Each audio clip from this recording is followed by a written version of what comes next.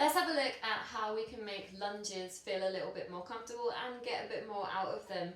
So if we just come to all fours, and you can use blocks if you've got them to elevate your hands away from the floor. You can copy me and bring something underneath your knees to make it a little bit more comfortable for your knees. I love a bit of knee padding. We'll take 1 foot forward. I've taken my right foot forward for now. And blocks are really helpful just to kind of create a bit more space between yourself and the floor. And even if I had my hands on the floor, I don't really want my upper body hanging out on my leg. So I would make a little kind of tent with my fingertips and push away from the floor that way so that I'm not here rounding the spine. So, pushing away from the floor. From here, so if we've got the hands on the floor, if we've got the hands on our helpful blocks, then we're in Ashwasanchalanasana. If we want to come to Anjanaeasana, we're going to push into the front foot. So in this case, it's my right foot. You're going to push the foot down into the ground, and that pushing down into the ground is the thing that allows you to lift your head, lift your chest, and come away from the ground. So when we get here, there is a tendency to lean forward. This isn't necessarily wrong. It's just not what we're aiming for right now. This in itself would be a yin yoga pose called the dragon. But for the purposes of Anjanaeasana and what we're trying to do here, and in fact, I'm going to switch legs to make it easier for you to see.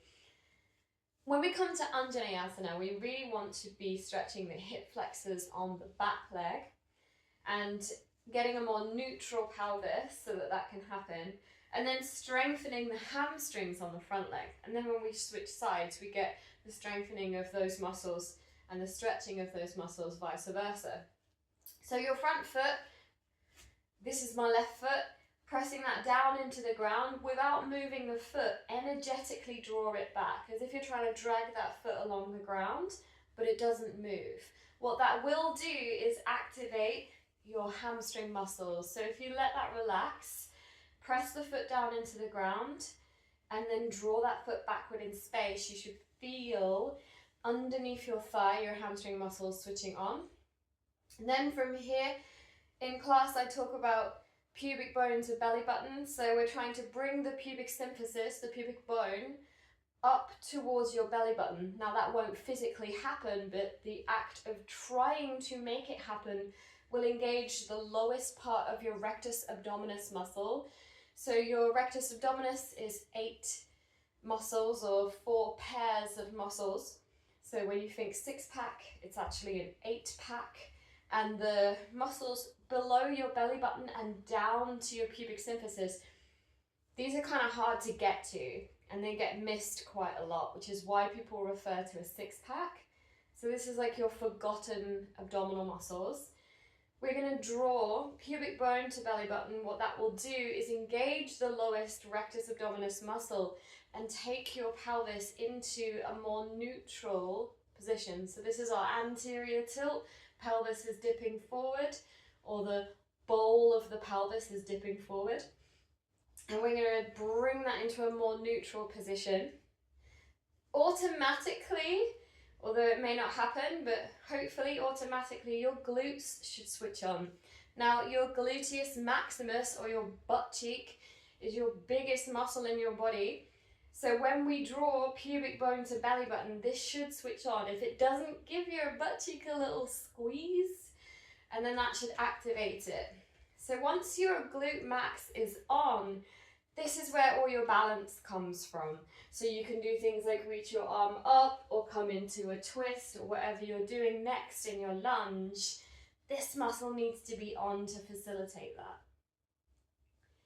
So to take Anjanaeasana into a high lunge, Alanasana, we're going to lift the back knee. Now you can do this with the support of blocks underneath your hands if you feel like it might be a bit wobbly. You can also challenge yourself to do this hands-free.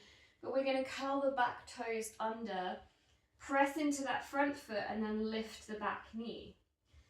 You may even find that you need to shift your foot a little further back behind you. From here, if we're using the blocks, in order to come off the blocks, we really need to push that front foot down Again, there's these opposing forces. So you're pushing the front foot down to bring your body up.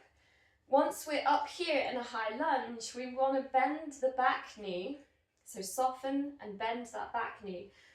Draw pubic bone to belly button, draw pelvis into neutral. Keep that engagement of the glutes and then kick through that back leg. So then we have this strong foundation so that anything that we then do with our arms comes from a place of strength.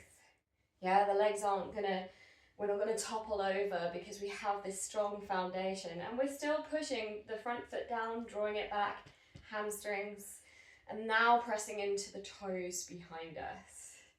Give that a try.